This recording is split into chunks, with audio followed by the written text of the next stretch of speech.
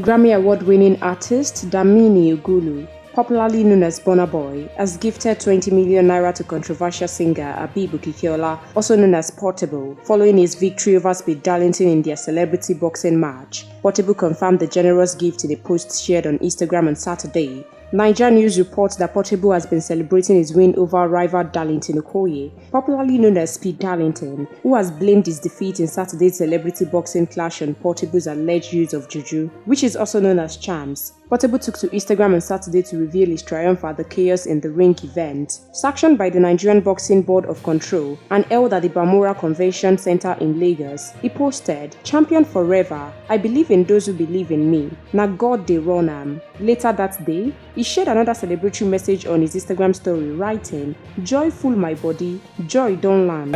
Joy don't come, if you wanna be like Odogu, can you act like Odogu? Agbawo ni Burna, na Odogu. The money long, Burna Boy money long. They tell me before, now I know. Burna Boy don't send 20 million.